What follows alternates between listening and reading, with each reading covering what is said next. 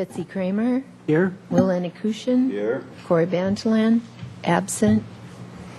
Eric Friedman. Jim Sloan. Bill Spicer. All right, Mr. Briley, do we have any changes to the agenda? Mr. Chair, we have no changes this evening. And I don't think we're going to have any public comment, so we will go for an approval of the minutes. Is there a motion to approve the meeting March 17th minutes? I'll make a motion. Is there? I'll second it. All right, any discussion? All those in favor, please say aye. Aye. Opposed? Okay, and it's the Department Update Director's Report. Mr. Chair, members of the Commission, good evening. Just a couple items from the Director's Report. You'll see a number of items that have been before you previously that have gone on to the City Council. The one that we do not necessarily bring to you is our annual contract with Work Incorporated, the nonprofit that provides janitorial services throughout the department or throughout the harbor area. And a substantial contract, but one which we feel is mutually beneficial in many ways. Contract not to exceed $230,000, and Work Incorporated does an excellent job for us. You have seen the leases for the Marine Center building with Marianne, or Alexander Mariansky, Andy Taylor, Blue Water Hunter, Coastal Treasures on Stearns Wharf, and last month we did some work on our slip occupancy policy with commercial fishing. So all those have been to City Council and been subsequently approved. The one item that I noted for you, if you want to put on your calendar or at least have an opportunity to tune in, will be the department's scheduled time to present to the City Council its annual budget along with your recommendations for the department fees and other capital improvements contained in the budget. Will be on May 12th at 9 a.m. in the morning. The City Council has started its budget deliberations. Today there was a special City Council meeting focusing on I believe the finance department, administrative departments, and city attorney, city administrator. We, together with the airport department and the solid waste division, will be making our presentations Thursday morning beginning at 9 a.m. As you know, the City Council holds individual special sessions to meet and receive budget presentations from staff and go over those, and that all concludes about first week or two of June, and then they make recommendations and adopt a budget by July 1. And I don't expect the schedule to be any different this year. I expect it to be exactly that. As an enterprise fund, I don't believe there will be much focus on our budget for this year as it was not last year. The general fund obviously is the main focus of issues. So that's kind of a update on the budget schedule and tentative agenda items for next month. We have received our harbor electrolysis report from Far West Corrosion, and I know people are interested in having an overview of that report, so we will have that for the May meeting. And then Jim Armstrong has made an effort to attend all boards and commission meetings throughout this year, and we're on his schedule for the May meeting. So I expect Jim to be here, probably more so in attendance than anything else. I don't think he plans to partake or interact with the meeting or the agenda. And with that, I would answer any questions you might have. Thank you, Mr. Bradley. Any questions or comments for Mr. Bradley? Excellent. Business Services Report. Good evening, Mr. Chair, Commissioners. The Chuck's Waterfront Grill Patio Improvement Project was completed this February. The project included installation of glass windscreens, a sail-like awning structure overhead with lighting, 2 fire pits, and radiant heating within the concrete patio surface, radiating heat upward under the diners. With the new furniture and landscaping in place, Chuck's is now serving lunch and dinner on the patio every day, and the remodeled patio is already proving to be an attraction to be popular, with Chuck's recently hosting 2 wedding-related parties there last Saturday and Sunday, and then a company party on Monday for a tax firm wrapping up the tax season. Moving on to Stearns Wharf, the Conway Deep Sea Wine Tasting Room received its building permit for its tenant improvements on the wine tasting room back in March 28th. Since then, they've been in demolition and starting to build out. Various improvements are in progress, including new natural gas service, which the building, that property doesn't currently have, upgraded electrical, lighting, and a food prep room for light food preparation to accompany the wine.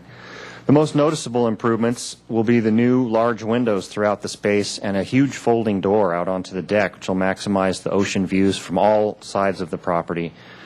The cutouts for the windows are so extensive that they actually had to go and add additional shear wall to strengthen up the building in the businesses downstairs, and that work was accomplished at night in Old Wharf Trading Company and Topside Clothing with minimal disruption. So it's a pretty ambitious project, but it'll be spectacular. I believe the door onto the deck itself is 10 or 12 feet wide. It's a folding type door, so you'll just be right out there on the deck from the tasting room. So it's pretty spectacular.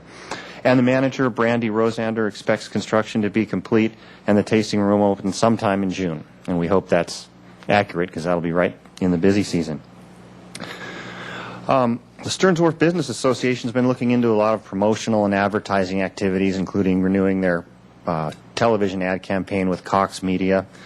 But the other thing they want to bring back is free movie night. As you may recall, they did a series of free movies last week in August and 3 consecutive Thursdays in September.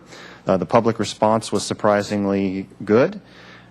So the association decided this month to run another series of free movies out on the wharf, starting with 2 showings on Fridays in June, taking a break during the high season of July and August, and then resuming with back-to-back consecutive Friday nights starting on August 26th and continuing through September 2nd, 9th, and 16th. And again, it'll be a family-related theme. Movies under consideration right now are Raiders of the Lost Ark, Shrek, Toy Story, Shark Tale, and so forth, and a mix of animated features and family-oriented films. The Wharf Association actually carries most of this burden. They've hired Com Cinema out of Malibu to come up and display their 20-foot screen, provide 2 projectionists to show the movies. The department's involvement is minimal, other than assisting with graphic design for the advertising and providing some portable restrooms for the patrons. And most people choose to come by and bring blankets and beach chairs and enjoy the free movie. It was quite popular last year. And finally, still on Stearns Wharf, as you know, last month we discussed the request for proposals for the coastal cruising concession.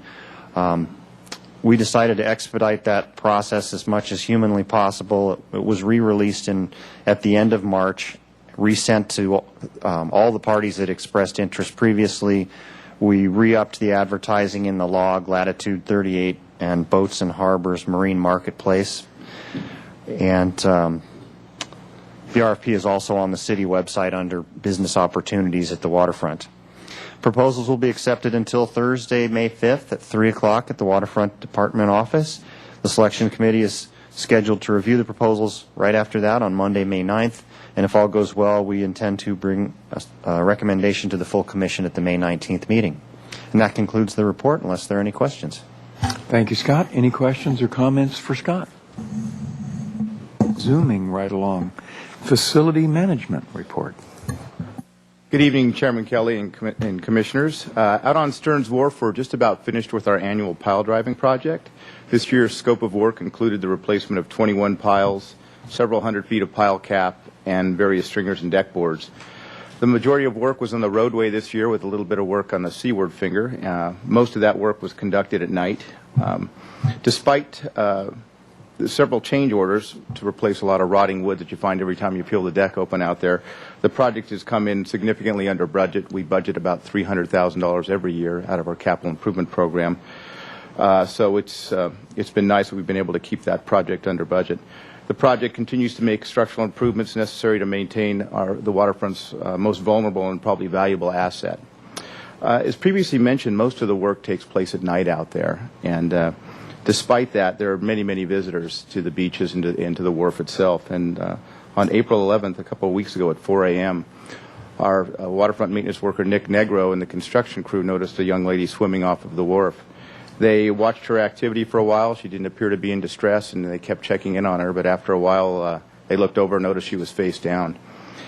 Nick immediately contacted Harbor Patrol and took off his jacket and coat and jumped in the 53-degree water and swam her to shore. She was alive when he got her to shore and with a pulse, and she was breathing, but unfortunately she passed away on the way to the hospital. Despite this unfortunate outcome, Nick's efforts were nothing short of heroic. Nick is a graduate of the Santa Barbara City College's Marine Tech program, and he is also trained. He's had his emergency medical technician training, and he used those skills to go ahead and attempt this rescue in very, very unfortunate conditions. His efforts were extraordinary, and we're all very proud of Nick. He's a tremendous asset to the waterfront and to the harbor community. Over at the harbor, the Corps of Engineers and contractor AIS Construction recently completed their spring cycle dredging in March. This was a very, very mild year this year, and it just so happened to coincide with limited funds available for dredging in the harbor, which was kind of nice. The Corps had a reasonable appropriation from Congress this year, but this first phase was front-loaded with quite a bit of mobilization costs.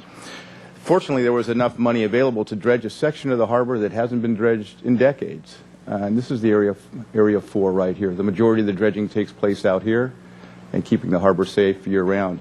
But right here in Area 4, it hasn't been dredged. It's a little bit shallow. So with the additional funds, we were able to go through there, slightly different images, and increase the depth from approximately -11 to -15, which is a nice improvement because S and R end tides in Marina 1 are our largest transient berths.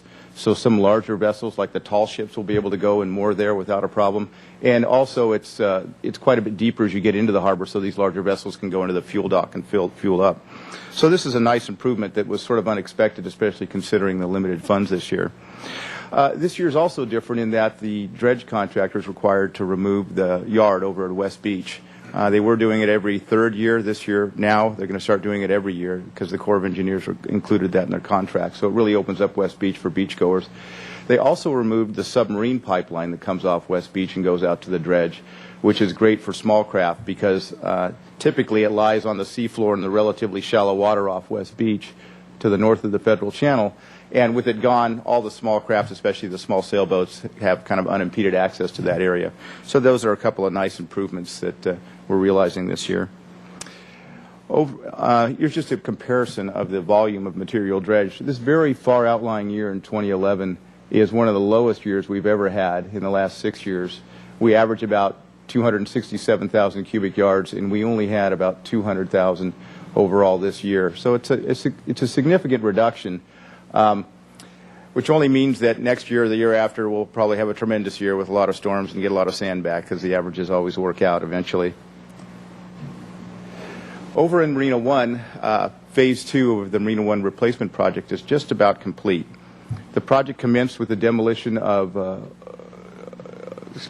P Finger right there, as you can see, with no more slips left. And in the beginning of March, at the end of February, and then immediately after that we imported some docks that are built up in Bellingham Marine's plant up in Dixon, California, near Sacramento. The docks went out quickly, and new docks went in just as quickly. Unfortunately, there were some delays related to a lot of work we did on the electrical design for this project. The devil's in the details on projects like this, and we spent a considerable amount of time with the city's electrical engineer, Bellingham's electrician, and our own staff to make sure we got it right. Fortunately, they did. It's done a very nice job. All the amenities are in, and that's how it looks now. New dock boxes, new power centers, and all new docks, including 4 new slips at the very end. The P Finger extension was a bid alternate that we decided to exercise after doing an analysis last year to make sure there was adequate room out there. So we're excited for that. O Finger is well underway. It's being constructed as we speak. It was demolished at the beginning of the month. New docks are in. Most of the amenities are in, dock boxes and the utilities. It should be finished in a week or two. We've been telling people the middle of May with the hopes that we'd be finished a little bit early. This project is funded with some loan funds from the Department of Boating and Waterways, about $1.77 million, with one fairly insignificant change order so far on the order of about $45,000 all told, which is very minor for a project of this magnitude. We have a contract with Bellingham Marine Industries to construct Phase 3, which is N finger, and Phase 4, which is L and M fingers combined. Phase 3 is tentatively scheduled to begin in October of this year, and Phase 4 is in Boating and Waterways 2012 budget, which is currently under consideration in the state legislature. So hopefully that'll get approved, and then we'll go on in fiscal year 2013 to finish that project out. Over at Marina 3, we've got a new project going on, remodeling the restroom over there.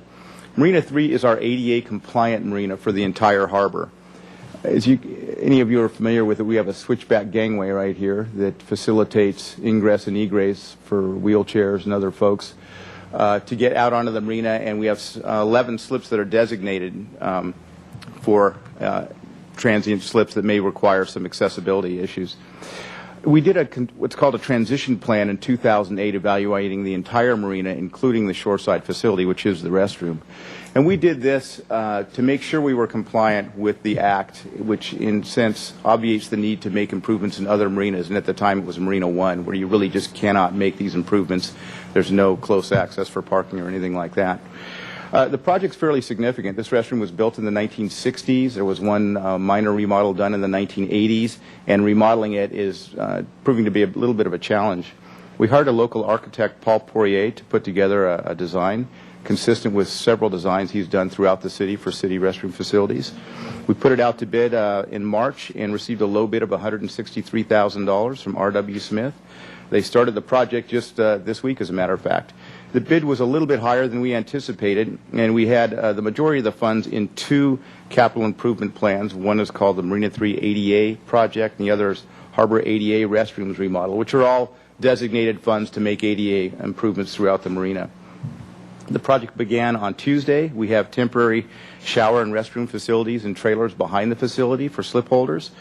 And the project should take about 4 to 5 weeks, making this a very modern and ADA compliant restroom. And this concludes my presentation this evening. I'd be happy to answer any questions. Thank you very much, Carl. Does anybody have any questions or comments for Carl on his report? Commissioner Sloan.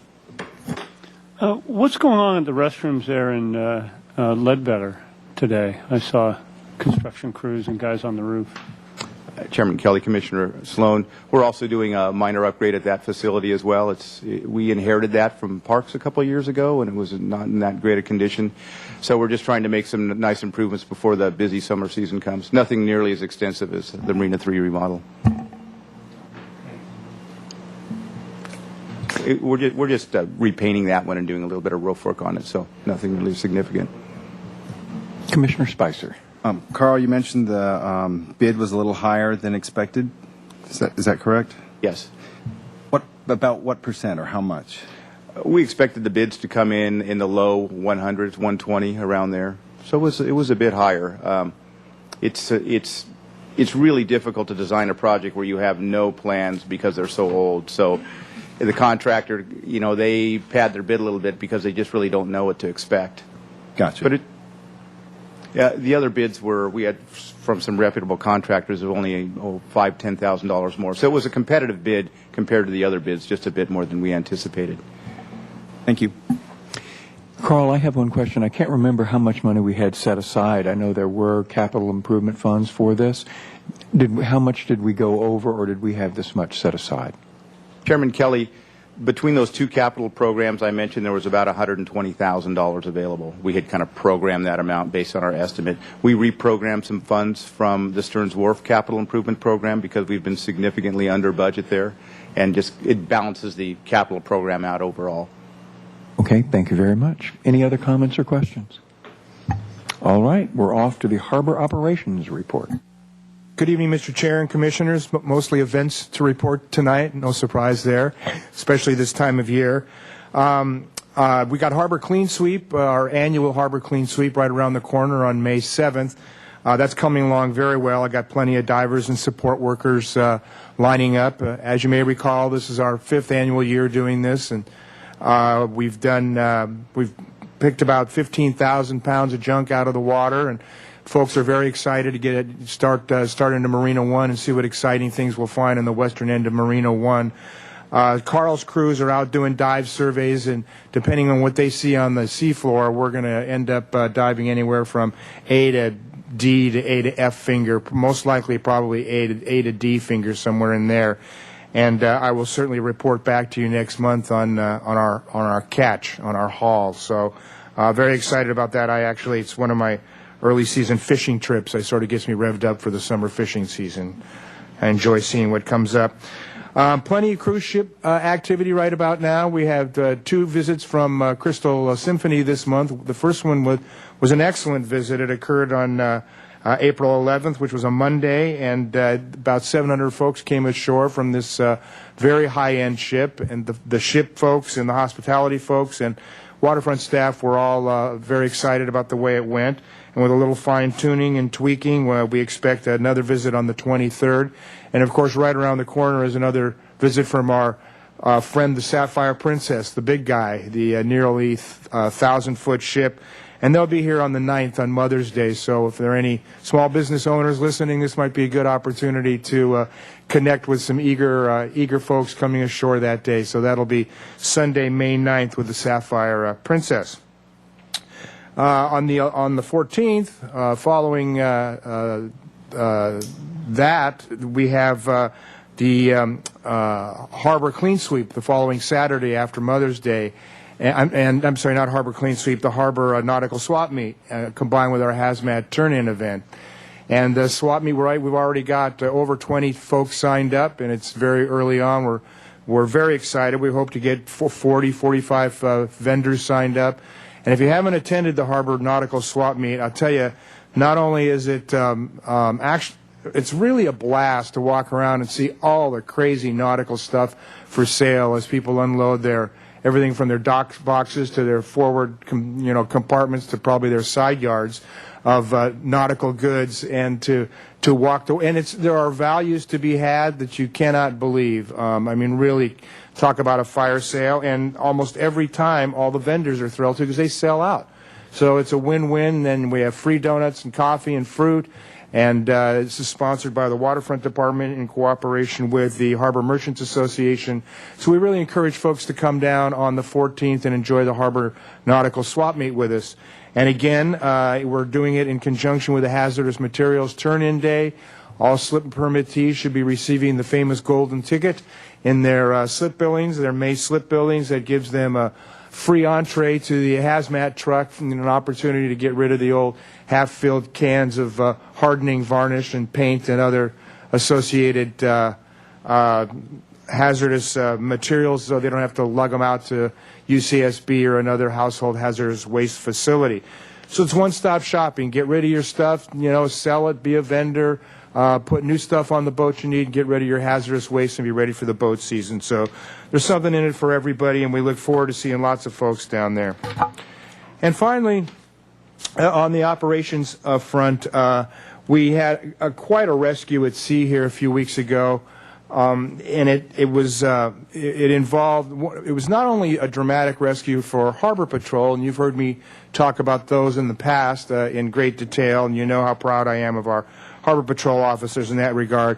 But this one actually involved coordination among several agencies, local and state and federal agencies, ranging from City Fire and Harbor Patrol and to the Coast Guard flew in a helicopter with a rescue swimmer, and we actually had the private sector chip in as well with helped out with a 100-foot oil-filled crew boat. And the way it went down basically is that we received a call from a family of 4, including a husband, a wife, and a small child and an infant of only 5 months who had sort of overstayed their expected time in a really, really bad southeast storm, the worst one we had this winter, and quite frankly, possibly the worst one we've seen in a couple, 3 years here. And the first attempts for Harbor Patrol were met with a considerable challenge. We blew out or cracked a starboard side window in the boat, getting out through 40-knot winds and straight up and down seas at the harbor entrance. And then we had some malfunction issues on the harbor patrol boat as well. We started taking on some water, and so while we got out there on scene, we were starting to have our issues. The Coast Guard helicopter was being dispatched. The Coast Guard 47-footer was being dispatched from Channel Islands Harbor. City Fire had been alerted, and County Fire had been alerted relative to their swiftwater rescue teams. And so we returned to the dock after figuring out our problem and having City Fire help us get an inductor pump out to our vessel and start pumping it out. It's a bit of a technical explanation, but it's not just a pull start pump that we started to use, but we needed actually another pump, which is driven directly off our fire engine, our fire pump motor on the patrol boat. Got enough of it pumped out, it headed to shore, transferred some personnel, brought the second boat out, rescue swimmer was dropped. This was under the anticipation that possibly the chopper could pull the people to safety through the rigging of the distressed sailboat.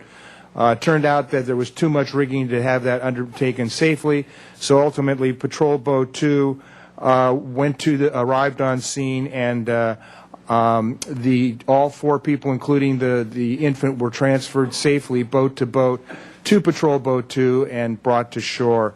And as a result of this incident, 2 of our officers, Officer Ryan Kelly and Officer Ed Stetson, the officers who made the initial call on Boat 3 where the window was blown out and they had to address some serious problems with our boat and coordinate help coordinate the entire approach to this very serious incident, were nominated for Officer of the Year awards before the California Boating Safety Officers Association, which just recently met for its annual training conference.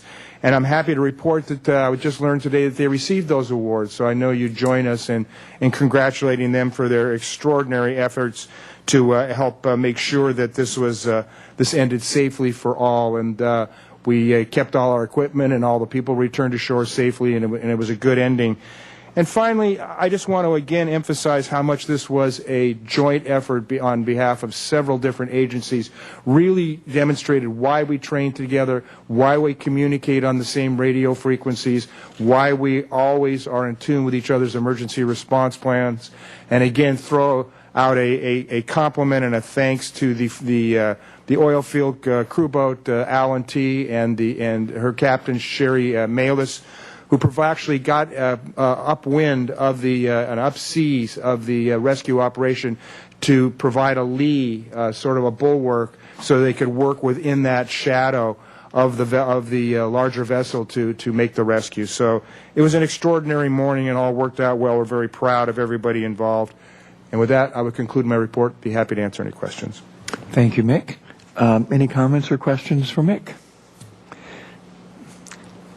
Commissioner Kramer. It was exciting to watch from the shore, and I appreciate hearing, Mick, the details of what was happening. I couldn't really see from each speech, but it was very exciting to watch.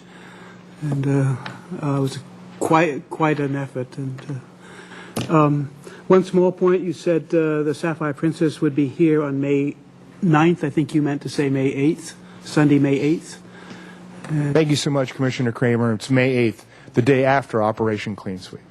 And I have a question. I've been reading about domoic acid poisoning in dolphins off Santa Monica and areas south. Has there been any reports in Santa Barbara? You know, not to my knowledge, and we certainly haven't seen the pinniped die-offs or bird die-offs in any dramatic fashion. I'm not, the local marine biological expert. We have seen a few instances in the harbor where the bait fish look a little weak, and in response to that, we tried to get ahead of the curve and did some dissolved oxygen testing. I was actually going to refer to it later in the Clean Marine report. And we've had some low DO levels in the harbor, but no fish die-offs, knock on wood, so far.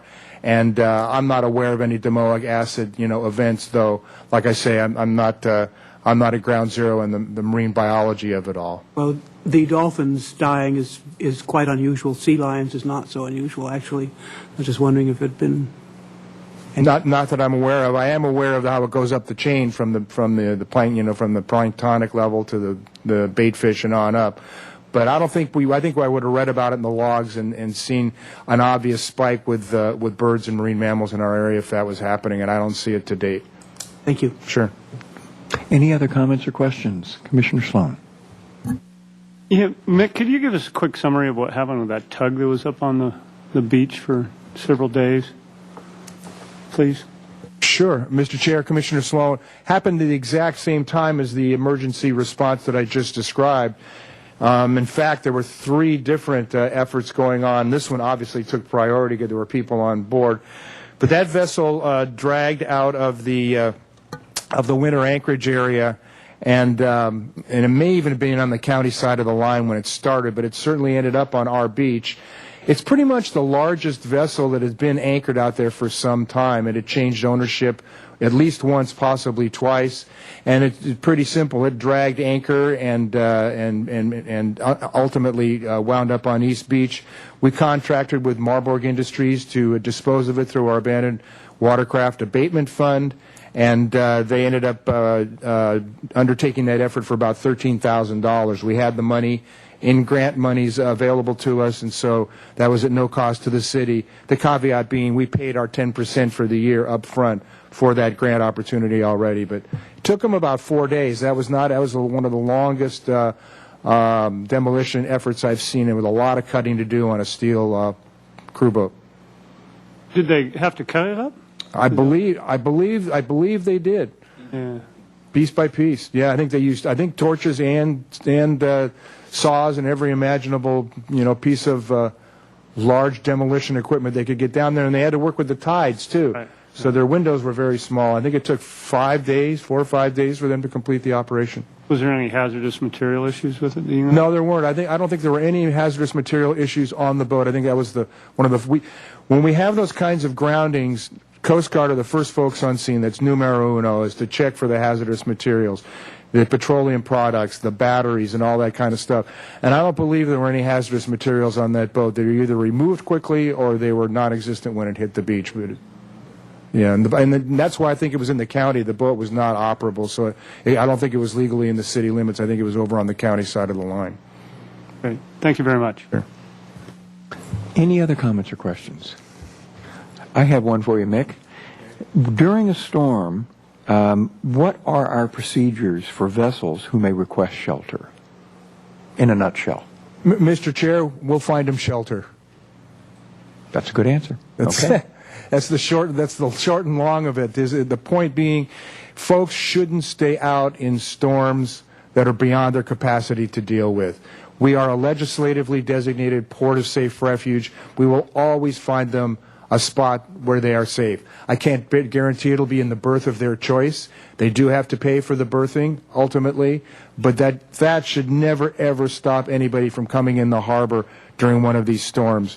Because when you end up with a situation like we ended up with, not only were these 4 people's lives in jeopardy, but the lives of our Harbor Patrol officers, Coast Guard helicopter operators, everybody involved. There were officer safety issues for them, tremendous amount of budgetary issues relative to the equipment and resources that were put into use and were vulnerable to the elements.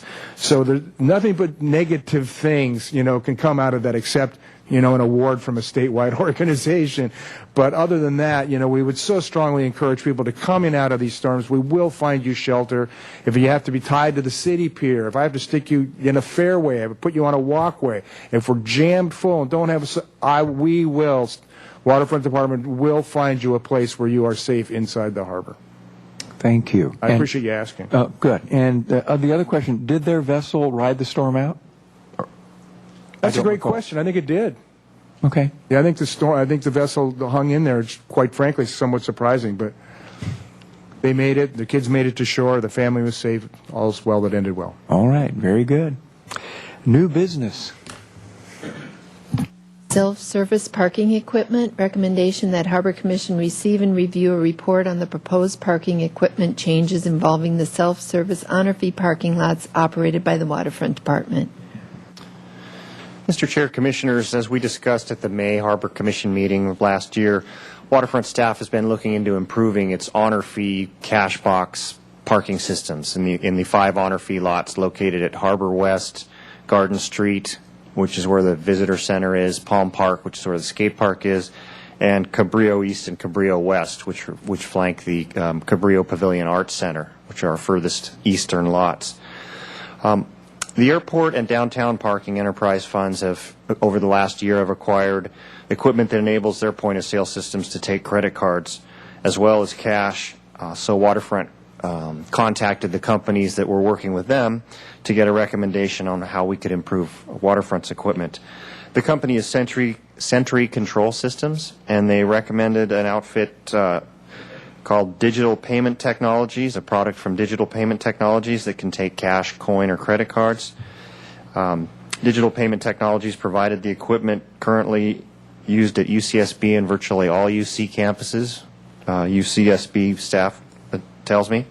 And the systems have also been installed in many municipalities, including Glendale, Huntington Beach, Beverly Hills, and most recently the city of Ventura purchased 75 of these units that we're looking at acquiring. The self-service device is known as the Luke system. It's compliant with ADA regulations and payment card industry PCI requirements.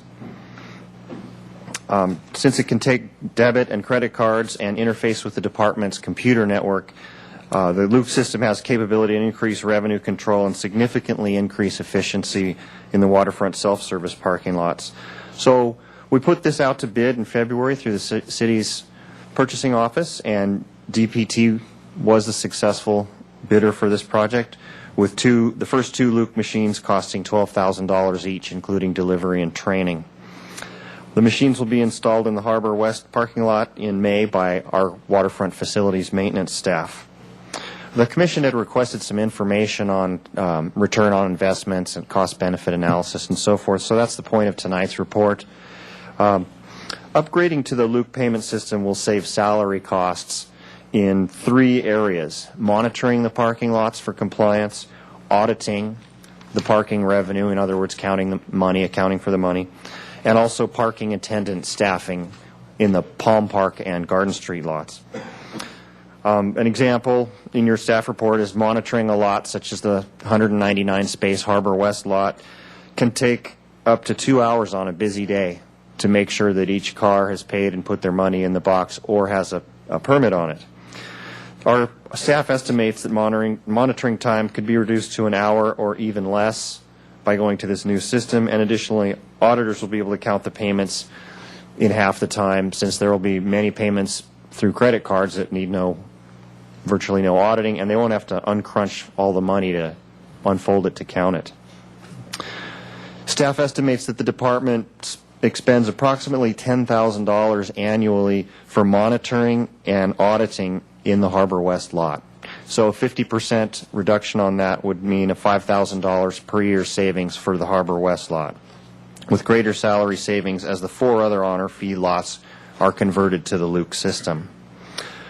An example of this is the Garden Street and Palm Park lots are currently operated in a hybrid system as honor fee lots on weekdays October 1st through April 30th, and they're staffed on weekends and all year, and 7 days a week from May through September.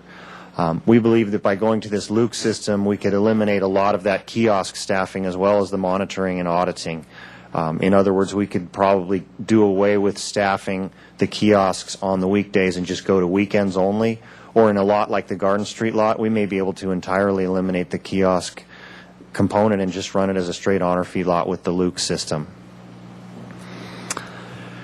Staff is evaluating installing the next set of payment stations at a cost of $24,000 after July 1st, after the fiscal year rolls over, in the Garden Street lot, which generates quite a bit more revenue than the Harbor West lot, and additionally incurs quite a bit more salary expense in the kiosk staffing and the monitoring and the auditing. Staff plans to install the Luke system in all 5 honor fee lots at a cost of approximately $144,000 for the acquisition of 12 machines for those lots. After the Luke system is implemented and all honor fee lots, cost savings is projected around $50,000 a year in the salaries and benefits line item. And the savings should surpass equipment purchase costs within 1 to 2 years following the installation in all 5 lots. And funding of the $160,000 for the Luke system upgrade is included in the Waterfront Department's capital improvement program. With that, I'd like to just go to a graphic. Might be a little easier to understand than the one I included in your staff report. This is the equipment acquisition costs. As you can see, this fiscal year we anticipate getting the Harbor West lot outfitted with 2 of the machines at a cost of $24,000. Hopefully, early next fiscal year we can install 2 more in the Garden Street parking lot for $24,000. We believe the Palm Park lot will need more, so we're looking at putting 4 machines for a cost of $48,000 or so. And finally, wrapping up in Cabrillo East and West, which currently have 4 pay stations, so we would want to duplicate that with 4 pay stations. So you can see the cumulative expense would be $144,000 based on $12,000 a unit for 12 of the units. So the expense is $144,000. And this is a graphic showing the labor cost savings that we're expecting to get. For instance, fiscal year 2011, the Harbor West lot, well, the machines are being installed at the tail end of the fiscal year, so we won't see any savings this year, but we should see the savings next year of about $5,050 in fiscal year 2012, and so on as we move through the lots. Next fiscal year, 2013, we'll have the Harbor West lot and the Garden Street lot implemented, and we'll be saving $23,000 a year at that point. And so by fiscal year 2014, when all the machines have been installed, we will have recouped $72,000 in salary savings. So we're well on our way at that point in recovering the $144,000 equipment acquisition costs. And then you can see by 2016, 2 years after the implementation, we will have surpassed the $144,000 acquisition cost. So these should pay for themselves relatively quickly after installation. And again, the installation will be done by Waterfront Department staff. And that concludes the report, unless there are any questions from the Commission. Thank you very much, Scott. Any questions or comments? Commissioner Spicer. Scott, the labor cost savings, does that mean reduction of jobs? Commissioner Spicer, yes, it does. These are hourly positions that monitor, audit, and staff our kiosks, hourly positions in the parking department, and so it would mean a reduction of the need for hourly employees in the parking department. I realize these are entry-level jobs. I was just curious. So thank you. Commissioner Kramer. Is there upkeep associated with these machines? Do they have to do anything to keep them running properly or anything of that sort? Commissioner Kramer, there are some upkeep costs. We have to purchase, we have to maintain some software so they can communicate with the Waterfront Department's computer network. We have to restock the receipt tape and so forth. But the upkeep should be minimal. We paid a little extra for stainless steel units, which should withstand the weather a lot better. They have the ability to tell us if they're being tampered with. They'll send us a message on the computer, and so it's a smart system, and hopefully we can keep vandalism and things like that to a minimum. But they're, computerized systems, so there's not a lot of mechanical stuff to go wrong on them. Great, thank you very much. All right. Any other comments or questions? Commissioner Bantalan. Thanks for the report, Scott. A couple questions. Why the Harbor West lot first? Commissioner Bantalan, good question. In retrospect, I might have done it differently. But we have the infrastructure. That was where the infrastructure was closest. There used to be kiosks at either end of the Harbor West lot, so we had conduit and power nearby. And there is fiber optic cable running down the planter there along Shoreline Drive between the lots. So our staff was able to dig a short trench, pull some conduit and fiber optic to these locations. And so that's the optimum way to run these machines. And so that's why we picked that lot. They also can be run wireless and with solar power, which we may end up doing in lots where we don't have the infrastructure as available. But that's one of the main reasons we did it. And this lot, although it generates less revenue than other lots, we know there's going to be some learning curve. So we figure we might as well start off on an easier lot. And then the second question, is there a reason for rolling it out over several years? And I was just curious what airport and downtown did. I guess my only concern is that we're taking quite a while to implement that, but is that because there's a learning curve, or? Commissioner Bantolin, I think when we get into this, we may revisit this time next year and look at compressing this schedule, because I don't want to have a whole bunch of different types of systems all over the waterfront and people having to wad up money in the Cabrillo East and West lots while we've had credit card capability in the other lots. So if this works out like we think it's going to work out, we may come back to you and talk about adjusting our capital improvement budget and accelerating this. Commissioner Sloan, and then we'll get back to you, Commissioner Anakutin. Is this the same system that UCSB uses? I know it's the same company, but do they use the Luke system as well? Yes, Commissioner Sloan, there are two machines. The UCSB, I spoke with their parking manager out there early on in this, and she had nothing but glowing reviews about this Luke system, which is the main one that they use. And they're also going to another model that they produce called a Shelby, which is a drive-up type unit. But for the most part out at UCSB, it's this Luke walk-up type unit. And has there been any discussions with other municipalities and things around about trying to standardize this so that people don't go to one lot and they have to figure out a system and go to another lot and, 3 miles away in a different jurisdiction and figure out something else? Has there been any communication that you know of? I've communicated with the City of Ventura parking folks because they were the most recent installation, so I got copies of their contracts and so forth. How about Goleta, like Goleta Beach or no, I have not spoken with Goleta or County. Goleta Beach. County of Royal Borough or things like that? Just curious. No, this is a system similar to what UCSB is using right now, which is a pay and display, where you go to the machine, put in your money, it spits out a receipt, and you display it on your dashboard. Okay. They initially went with a pay-by-space type system, Right. and then later backed off to this pay and display, which will be consistent with what we're doing. Okay. Thanks. Mr. Chair, I just want to make a clarification regarding the county. The county doesn't charge for parking at Goleta or Royal Borough. Yeah, and I'm sorry to use that as an example. The point I was trying to make is, we're going to have a bunch of lots around eventually, because this is a trend. It's obviously, you see it in Ventura, you see it at UCSB. We're going away from the kiosks and other ways of paying for it, and we're going to this. And I was just wondering if there was any regional standardization effort going on. So, and I recognize that the county doesn't charge for parking.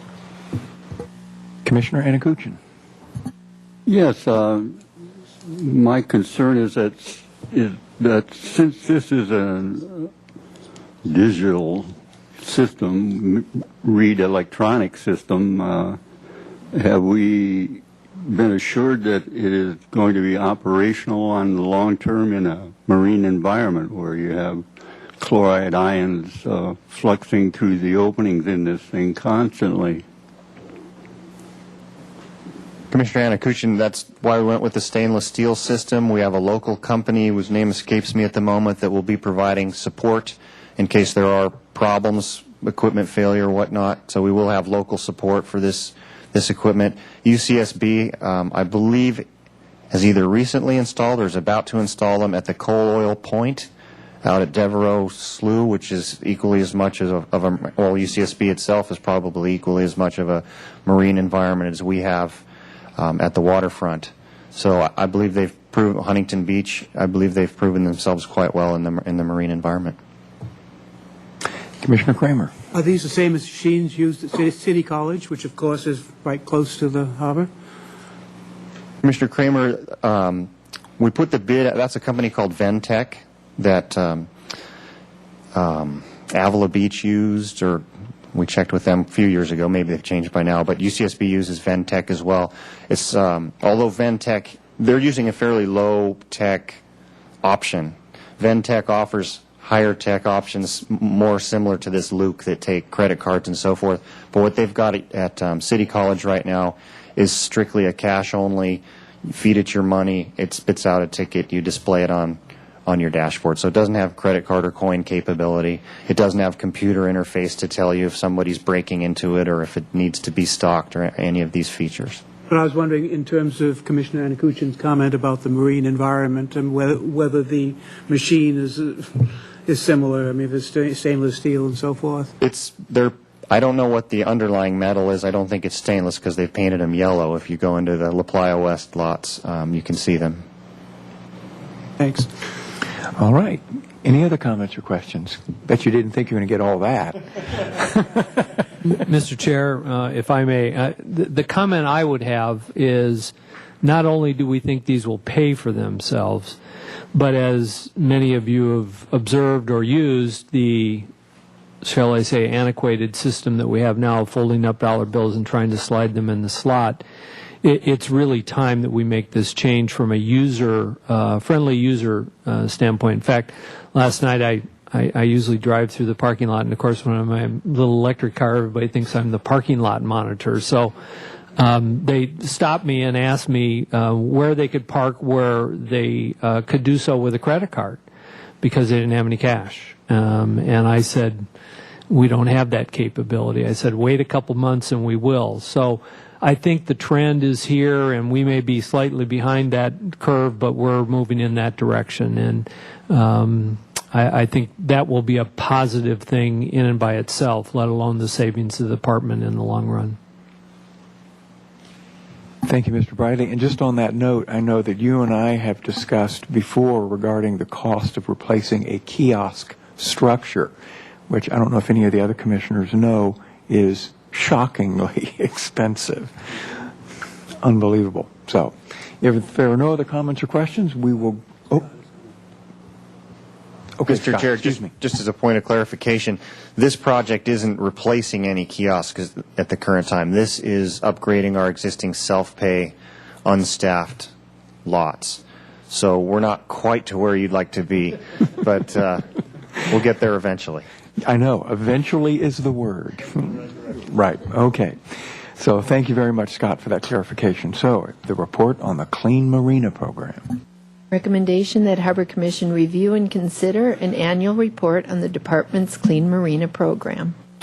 Mr. Chair and Commissioners, it's my privilege once again this year to present to you what is now our 10th year of our annual, a 10th year review of our annual Clean Marina program. And being the 10th year and being sort of a 10-year anniversary, my gift to you is to try and shorten this presentation over last year by a considerable percentage. And one way we're going to do that is we have enough years of data now that we have some trend lines. And so instead of looking at blocks of data, I'm going to show you some figures that show you trend lines in some of the areas. And the other way I'm going to do it is I'm going to stick to some basic conclusions from each of our element areas so that if you have questions, so to speak, down in the weeds or more specific questions relative to any of the elements, you can ask them to me and I won't bore you with them in case you didn't want to hear about them in the first place. But they're all in the staff report and I'm happy to address any of those. As mentioned, this is our 10th year. And one other thing, and that is I must apologize. You will see in your staff report that in the element 4, pollution prevention and abatement, there was a clerical error. We had that's me as clerical error. I'll take the hit for this. But there was a repetition of the fourth element in there. You see a page repeated. You have my apologies for that. It should be pretty clear to that section was duplicated, and you could just skip the second version.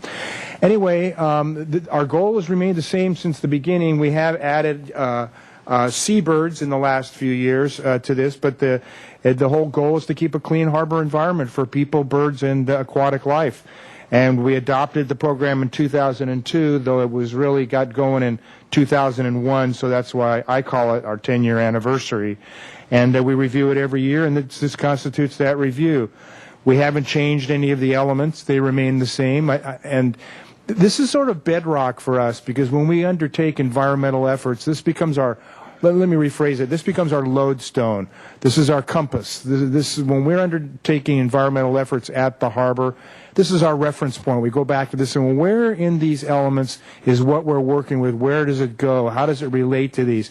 Inevitably, it relates to one of these elements. And so we found that these components work and they haven't changed since we started the program. So I'm going to go through them one at a time. They range from facilities for boaters all the way to compliance and enforcement. We'll take them one at a time here. This is something you used to see blocks of data of, and this is one of the things I was referencing, maybe speed things along.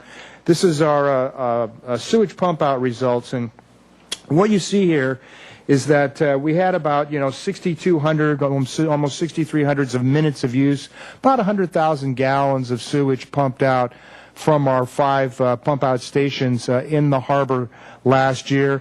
And if you look at the trend line, it looks like it's down a little bit, and it is down from a high year of FY06. But what's very interesting is the fact that this and a couple other cases will directly mirror the 14 to 16% reduction in visitors to Santa Barbara Harbor over the last couple of years, a function of various things, including the down economy. We've had some pretty funky summers, especially last summer. And last year, the Phase 1 of the Marina One construction project with the headwalk installation required some relocation and dislocation of vessels, reducing the number of slips available, reducing visitorship, and the combination of all those things tells us that we're pretty well on track. You can also add about 7, I believe it's the work of the Mobius rigging is another 7,000 gallons on this. We didn't put it in. It would have been very small on this bar chart, but overall we're really pretty darn consistent. You can see by the color combinations here, the matrix, that the Marina One East restrooms, which are 2 complexes of the Marina One East pump outs, the 2 complexes out there get the lion's share, followed by the fuel dock, followed by the Marina One West pump out. But it's pretty much business as usual, no upsets out there. They seem to be very popular. The meters are working, they're getting fixed promptly when they break down, and we're getting very few complaints from the public. This is the mobile sewage pump out, John Payne's operation. I spoke with him on the phone. Business as usual. He primarily has a Monday morning contract with his clientele.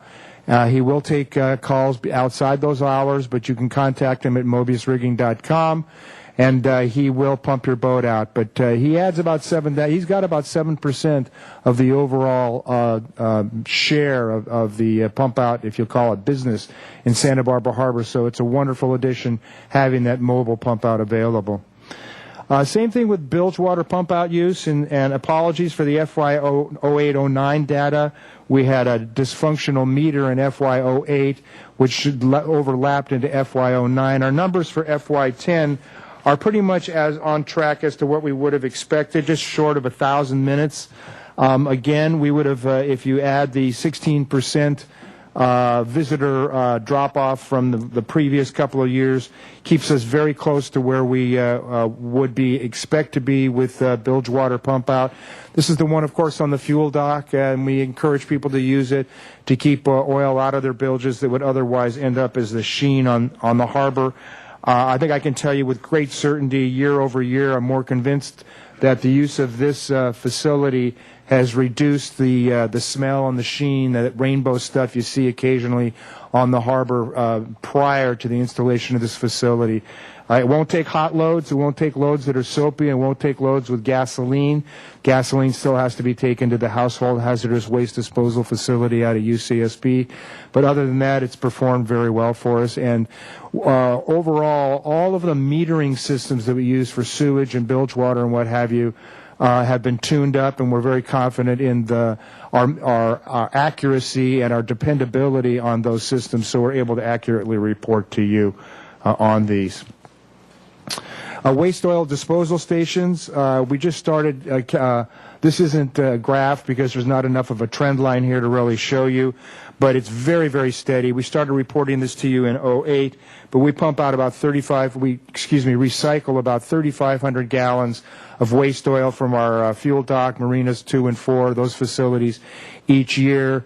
And then when you think about it, that's an extraordinary amount of petroleum product being recycled and not, thankfully, ending up in the bay or somewhere else. And as noted, we also collect oil filters, antifreeze, and oil-absorbent pads there.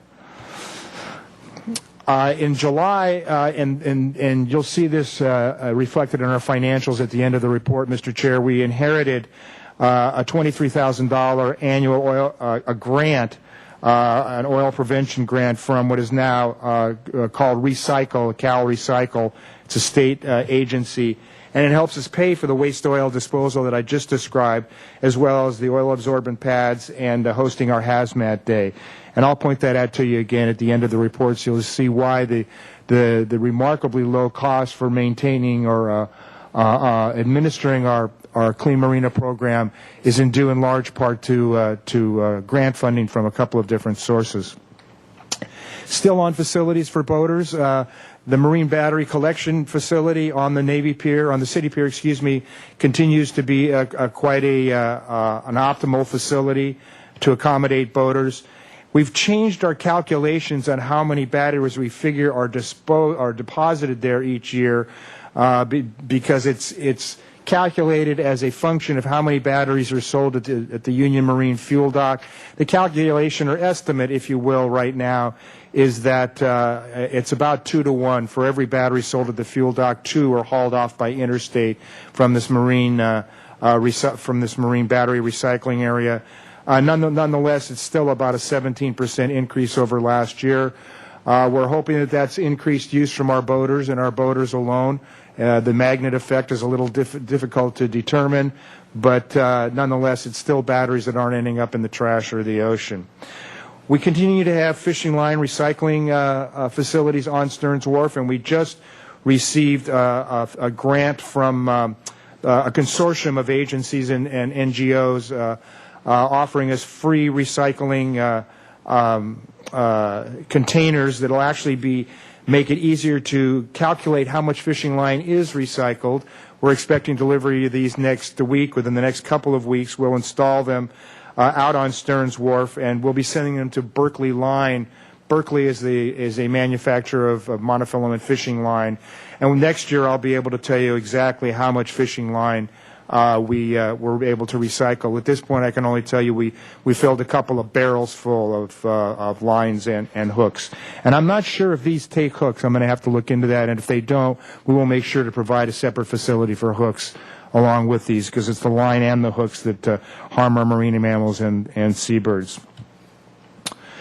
Water quality monitoring is our second area, and we continue our dry season harbor water quality testing program. It's May through October, 7 stations. You'll see it in a map coming up. Usually we show you one hot spot that took an anomalous, high reading for one reason or another. Occasionally we have one that we're able to actually detect, why there was a leak or a sewage line leak or something like that. But I'm happy to report that this year there were no exceedances from all our reports. Nothing exceeded the state standards for body contact. These are the 7 stations we test. We haven't changed any of those. Our control station, of course, is number 13 on the outside of the harbor there. So this was a good report this year. We're very happy with the results. We also adhere to the requirements of our stormwater management plan, which, of course, the waterfront has its own. We call it our SWIPI, which is a function of our requirement to stay in compliance with federal Clean Ocean Act requirements, and some of those filter down. Basically, it's to make sure the stuff that runs off of roofs, runs out of trash enclosures, runs out of our parking lots, is not carrying pollution into the bay.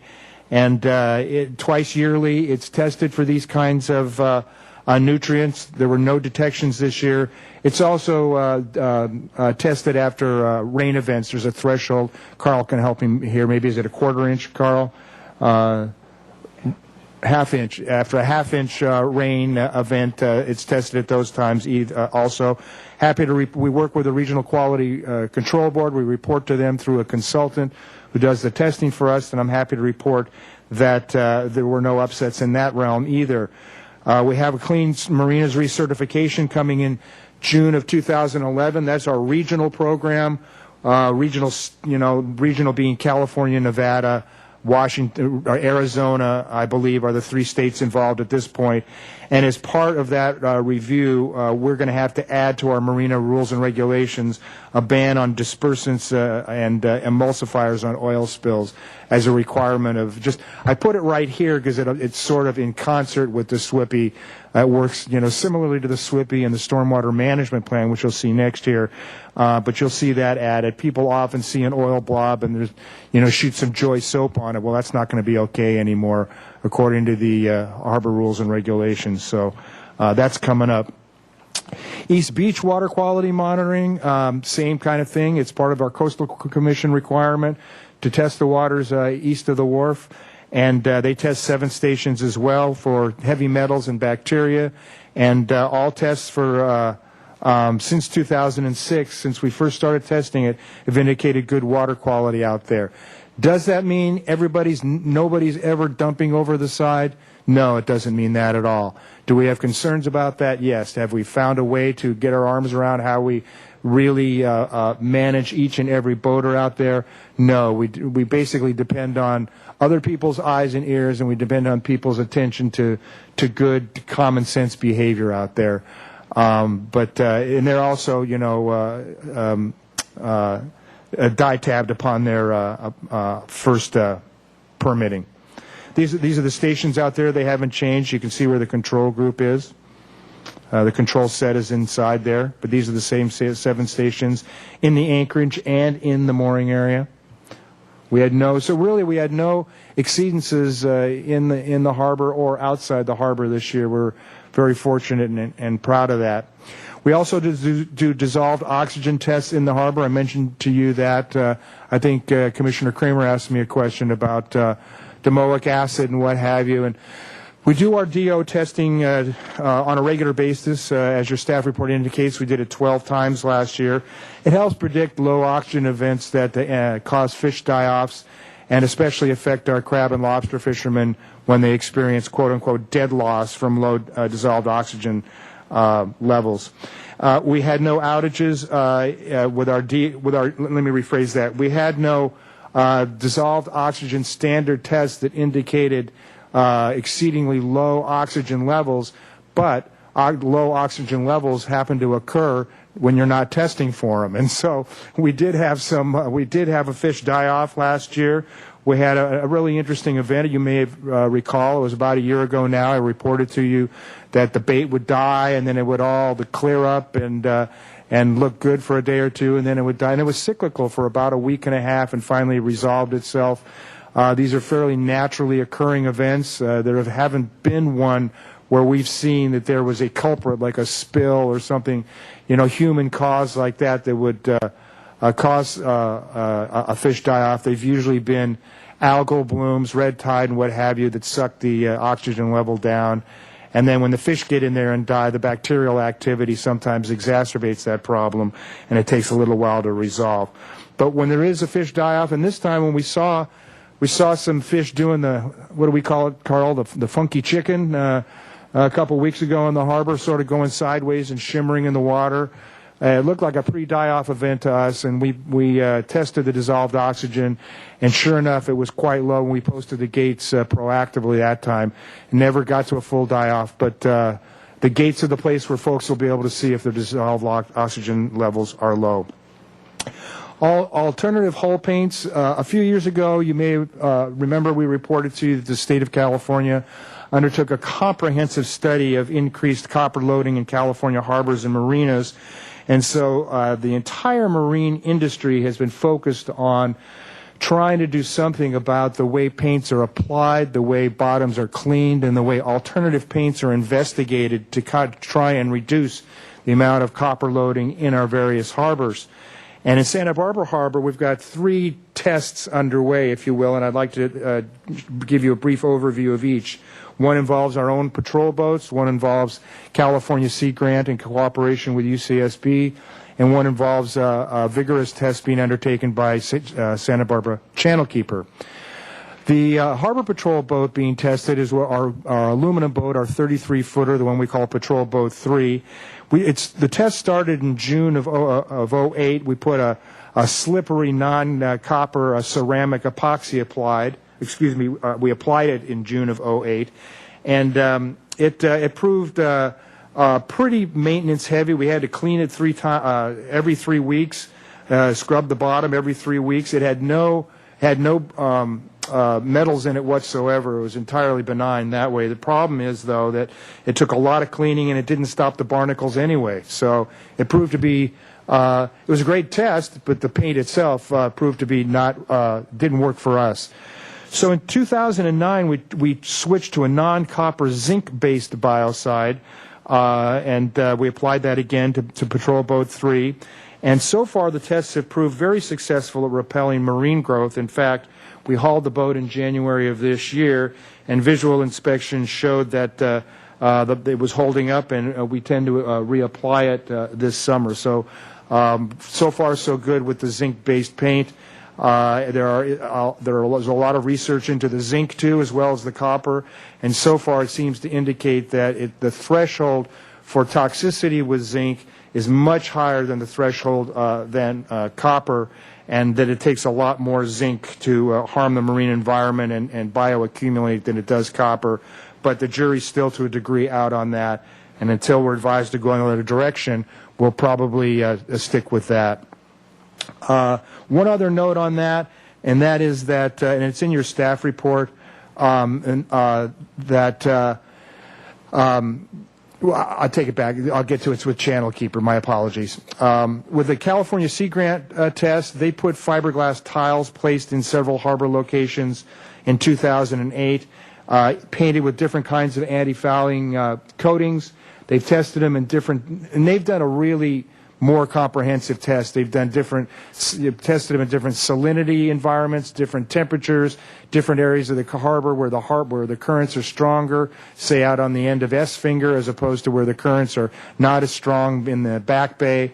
And they are ginning up their results and working on it as we speak, and we should have results from them this summer. And that's going to be very interesting to hear what they say relative to how different paints perform in different marine conditions, as well as just the paints themselves in the marine environment. The Channel Keeper test is really a very interesting and aggressive one as well, and we take our hat off to them as our partners in Clean Marina efforts for doing this. They took a boat, their boat, the Channel Keeper, and basically painted it like a zebra, and the hull is the bottom, and they used 4 test paints and 1 control copper-based paint, and they started in 2008. And they biannually evaluated, and then in 2010, their inspection showed some very large differences between the various paints, and in 3 cases performed better than the copper-based paint. But the interesting part about their test is that they're by far their best performer is a paint with an additive called, and this is a brand name, Econia, and this is a non-metallic biocide that has now just recently been federally registered and awaiting state registration, state approval. And if it is approved at the state level, and Carl and I have been following this for some years as well, if it is approved at the state level, we may test it on Patrol Boat 2, our other larger patrol boat, fiberglass boat, 32-footer, when it's fully registered and approved. And so we'll have a couple of tests going, too, at the same time.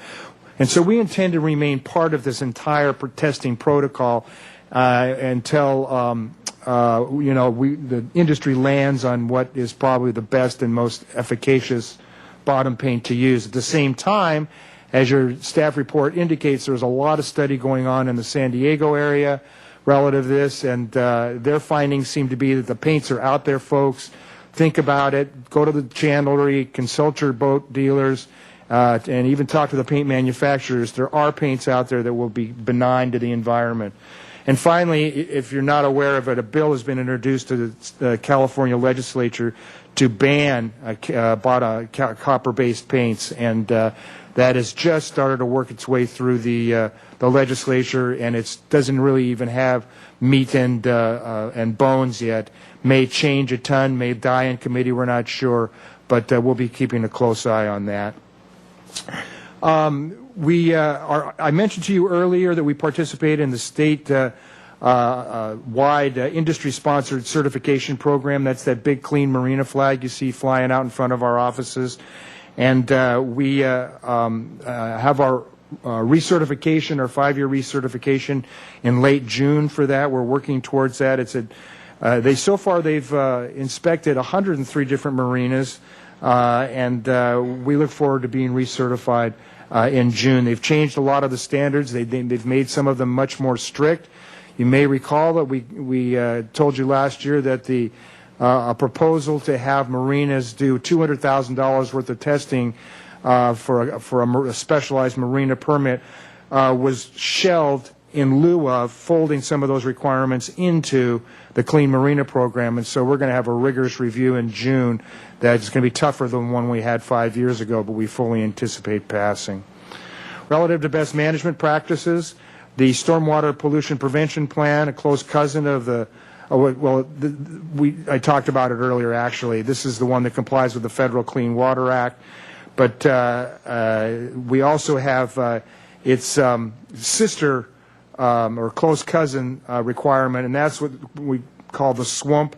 And this is a stormwater management plan, and this is the one where it requires public outreach. It really is about the BMPs and detecting illicit discharges once they hit the ocean, and making sure boaters are aware of best practices to make sure that they don't contribute to stormwater violations on the ocean.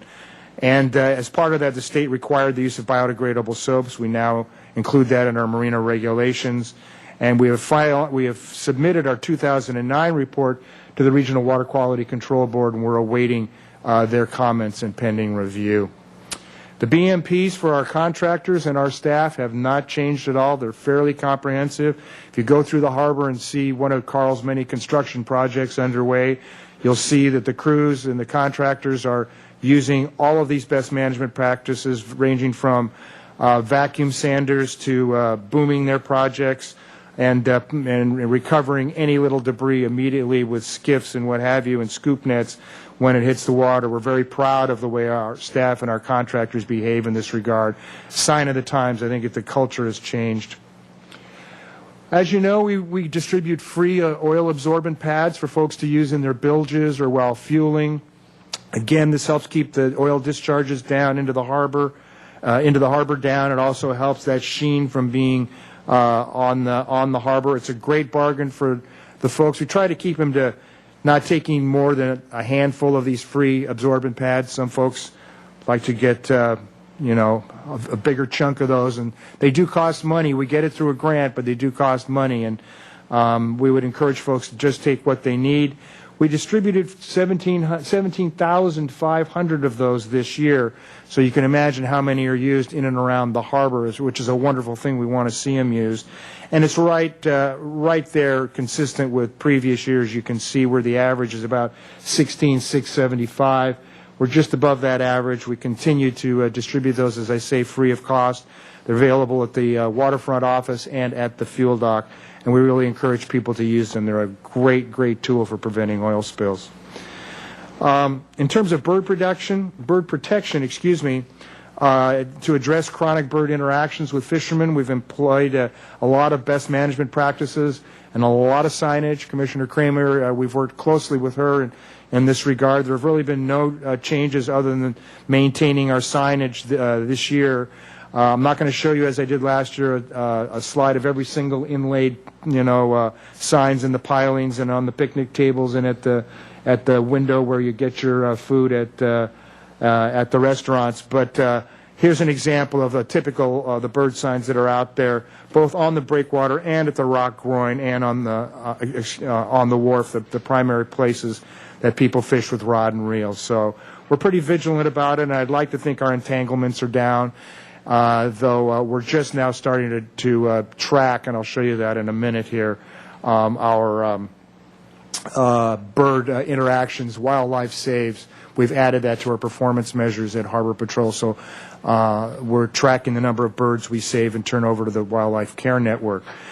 Along the pollution and prevention abatement lines in this element, we continue to have our salad boat do good work.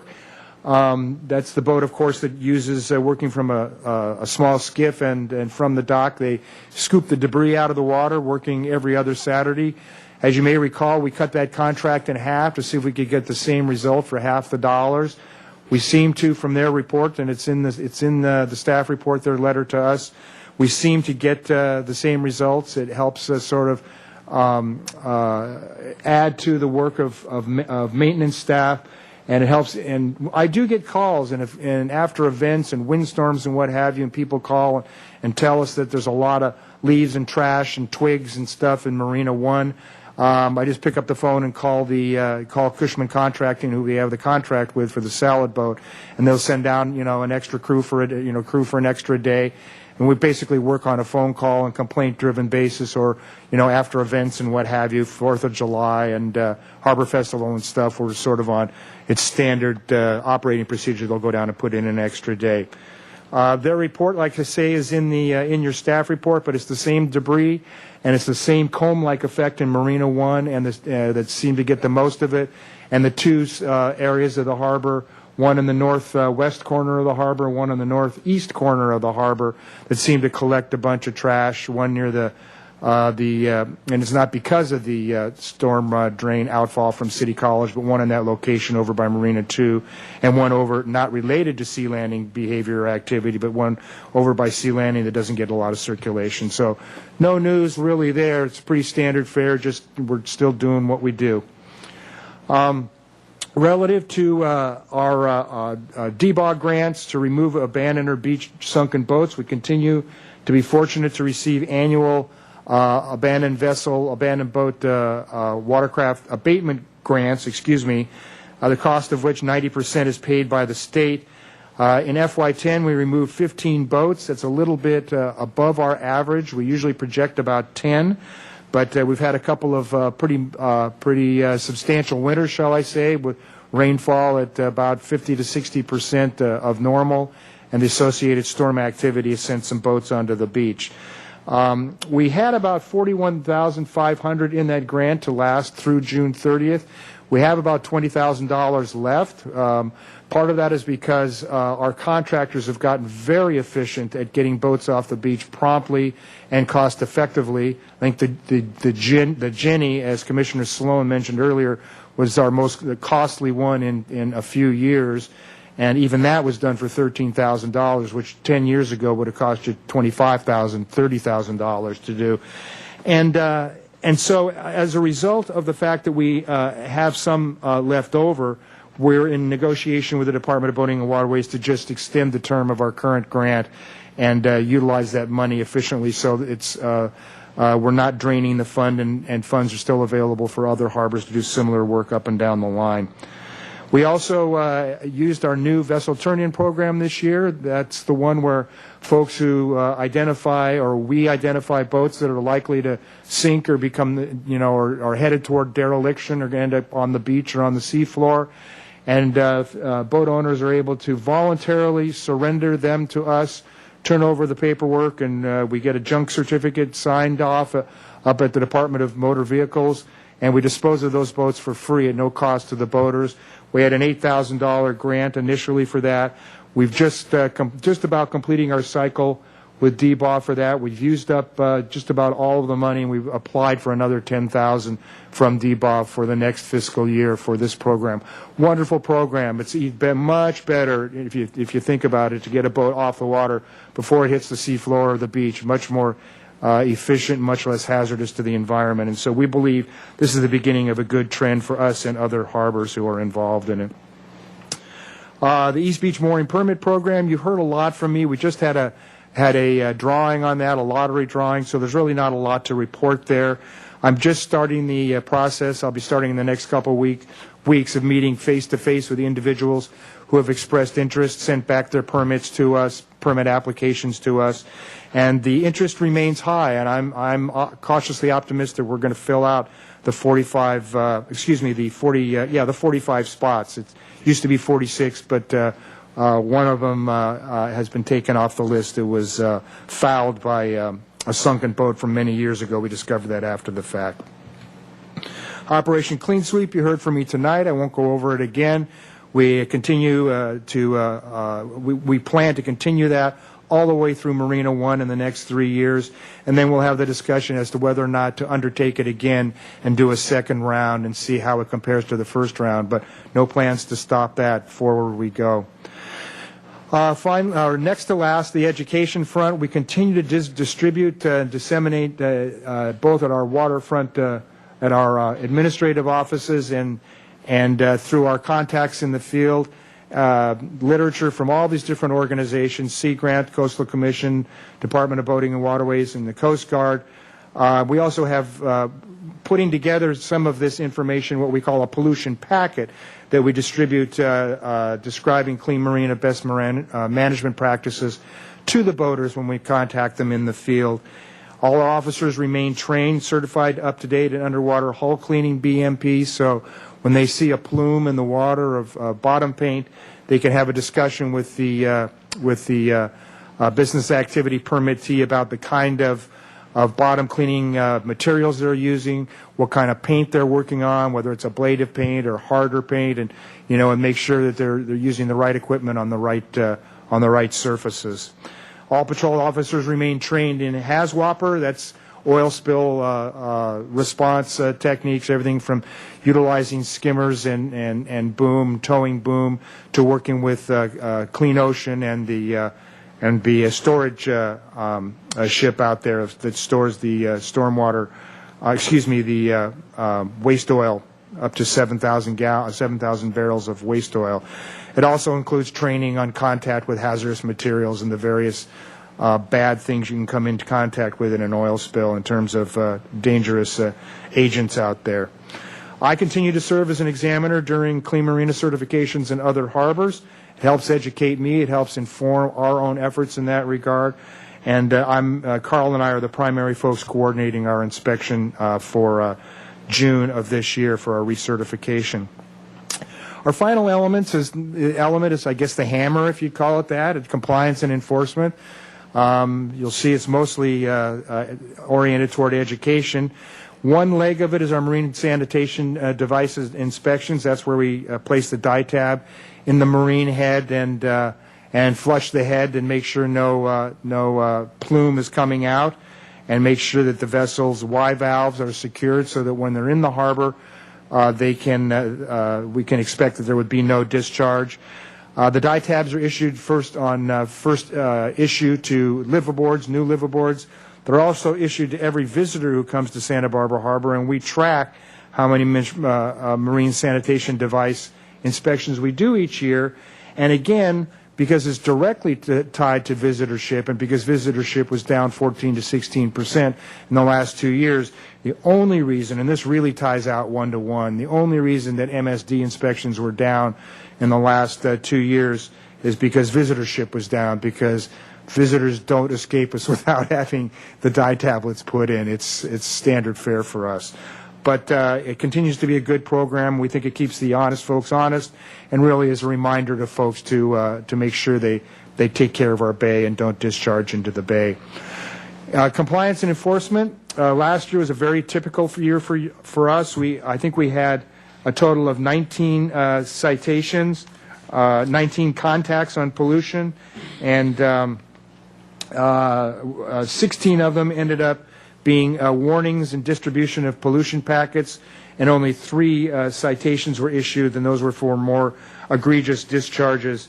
I believe one was hydraulic oil in the bay. I think there was an individual who decided to oil his teak rails with automotive hydraulic oil, and that wasn't a pretty picture. And it's those kinds of, it's pretty clear when it's egregious and when it's not, and most folks respond to education rather than a heavy hand. And as you see here, it's been pretty steady over the years. In fact, it's dropped since we first started. So I'd like to think that's because we developed a culture of understanding and compliance with best management practices.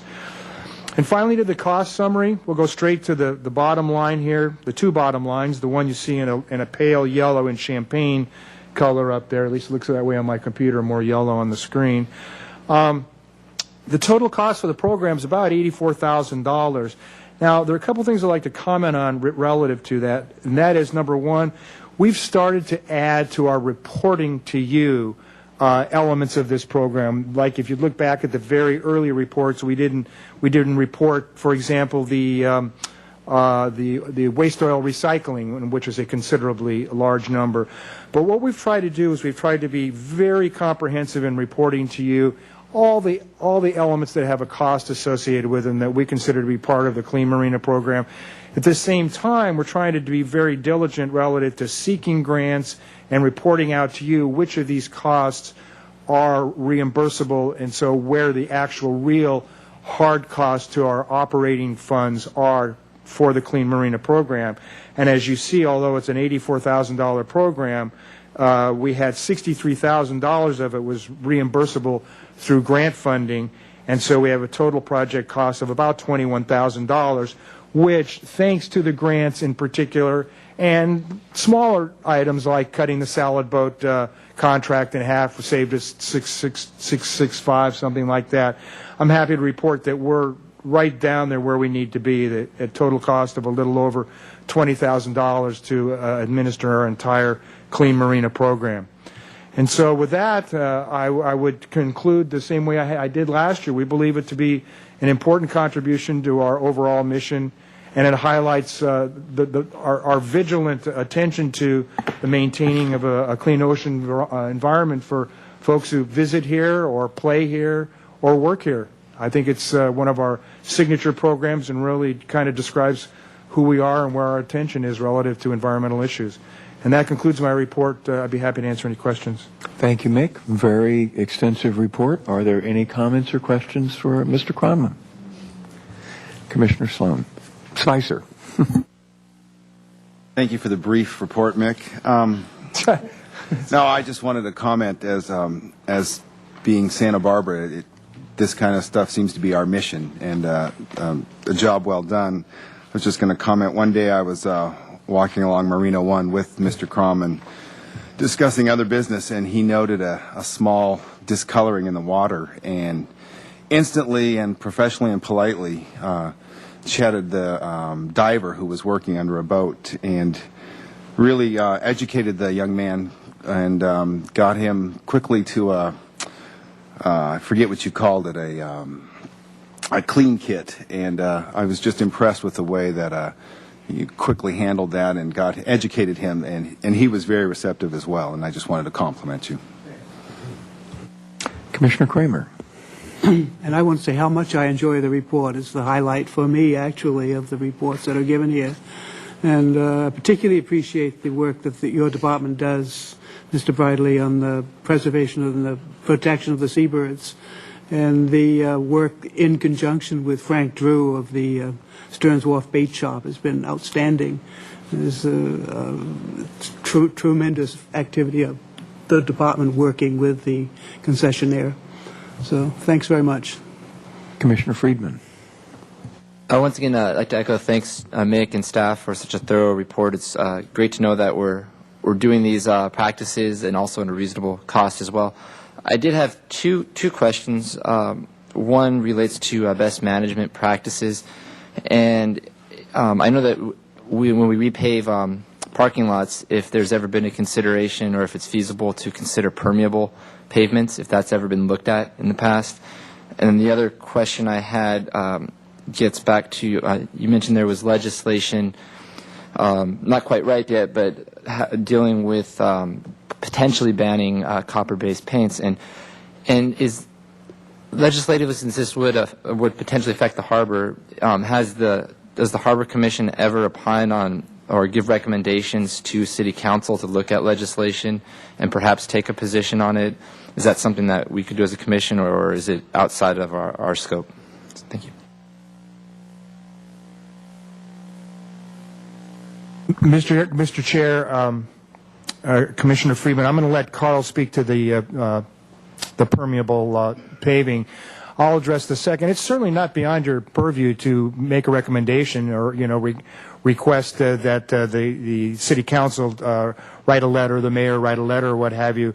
We, in turn, are somewhat constrained by the city's legislative platform. It's a document that basically lays out what the city's interests are relative to a whole lot of areas that come from every department.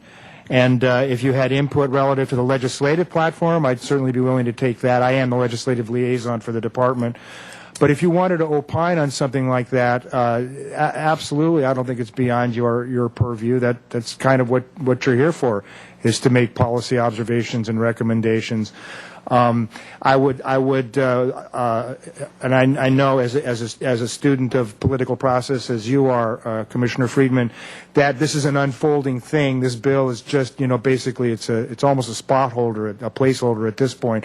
But as it evolves, I'd be happy to continue the discussion. If the Harbor Commission wanted to take a position on that, I would certainly at least make that, opportunity available.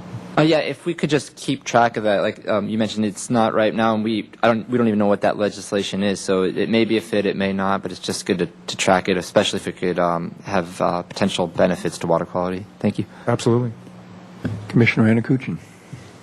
Yes, thank you, Mick, for the rather extensive report. I'm looking at the dissolved oxygen levels in the attachment, page 2 of 2. I noticed that on 30 April of 2010, there was a markedly low values in DO.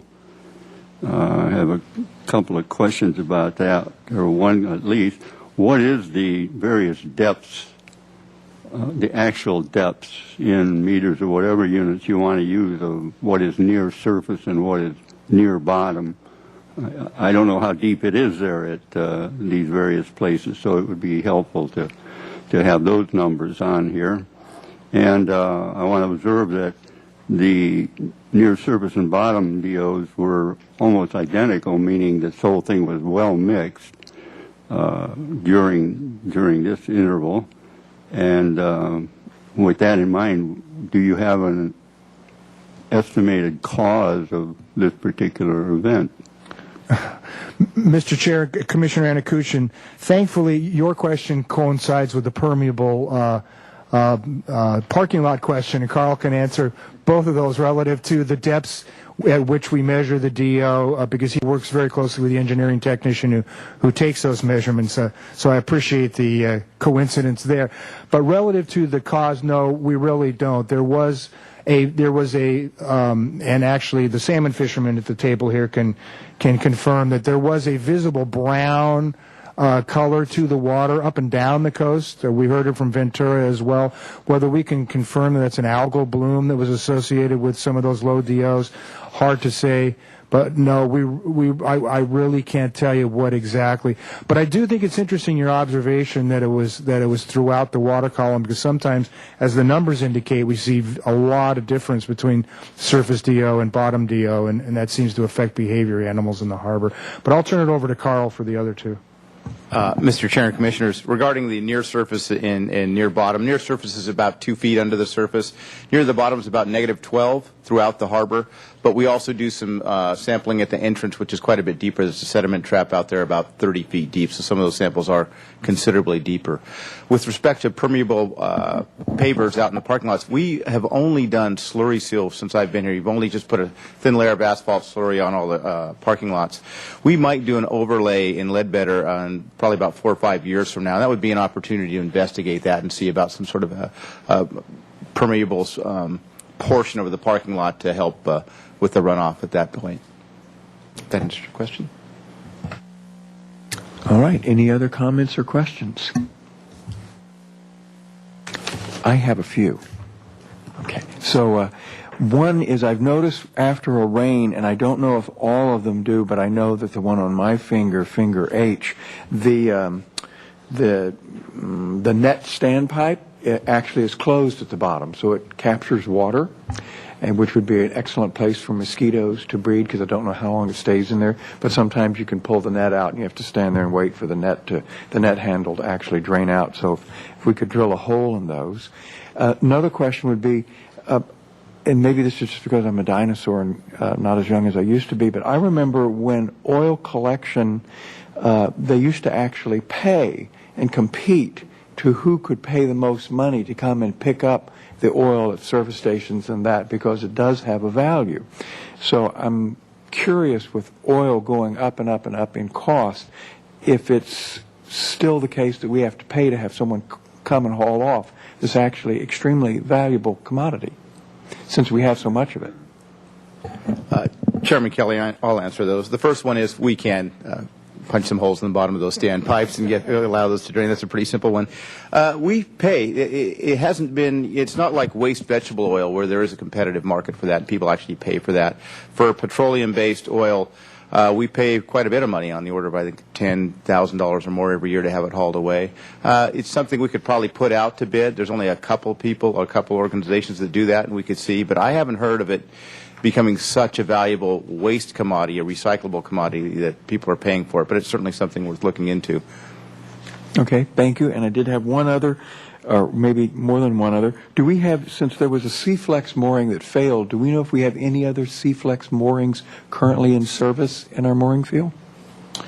Mr. Chair, we have about 10 in service, and here's where we stand with C-Flex. I don't know how far I got into this last week, or last month, but the C-Flex representative has agreed to continue servicing the existing moorings, though he is not installing new ones.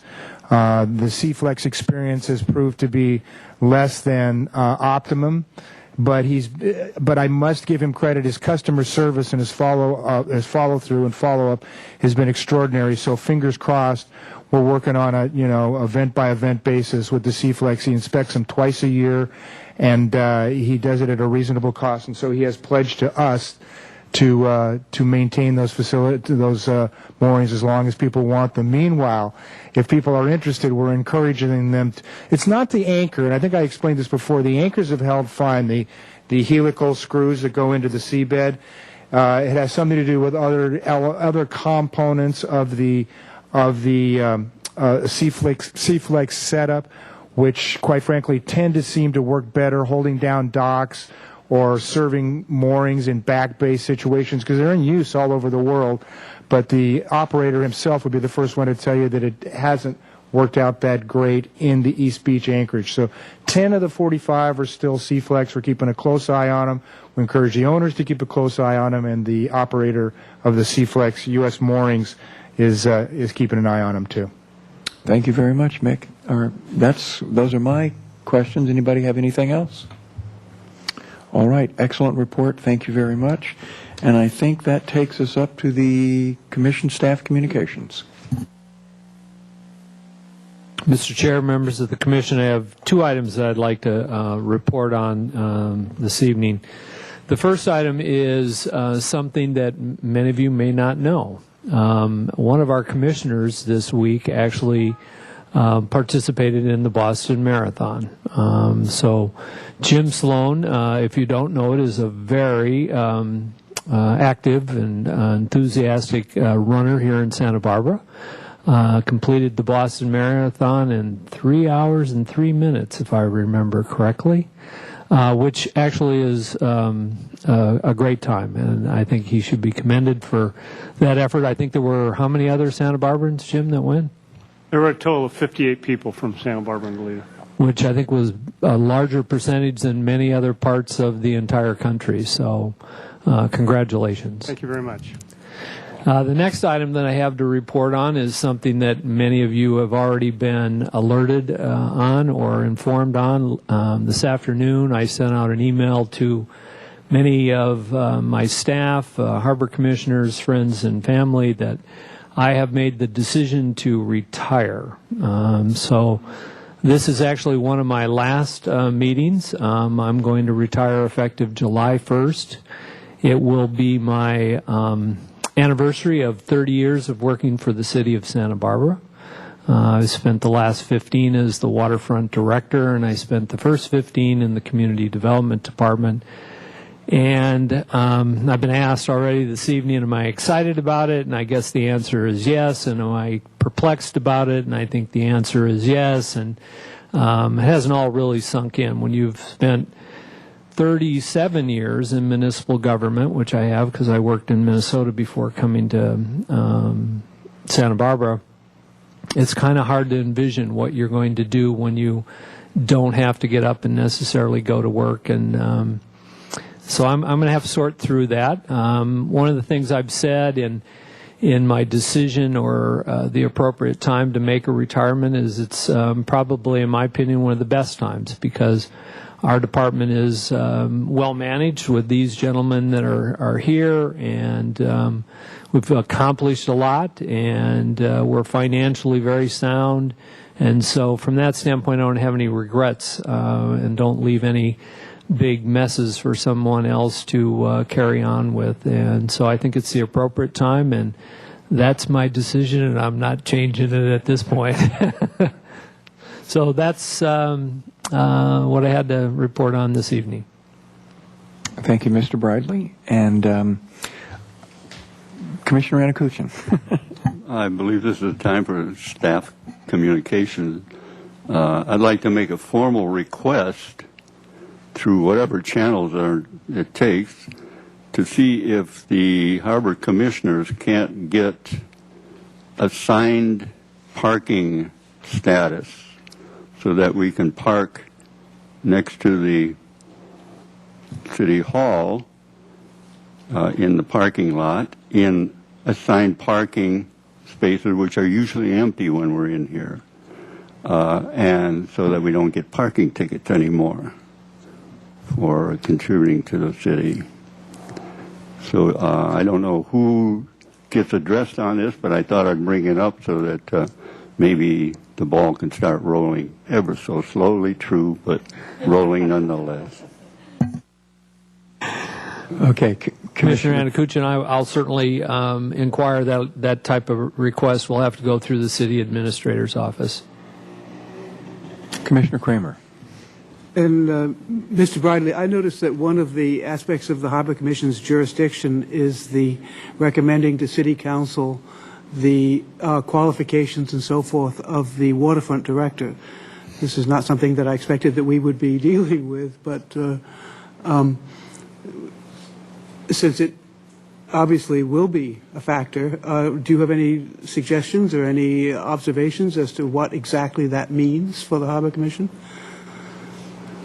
Mr. Chair, Commissioner Kramer, you're correct. It's part of the role and responsibility, and it's 15 years ago, but there were, as part of the recruitment or the appointment of myself into the position, one or two harbor commissioners that assisted in the interviewing and the, shall I say, evaluation of the candidates that were considered at that time.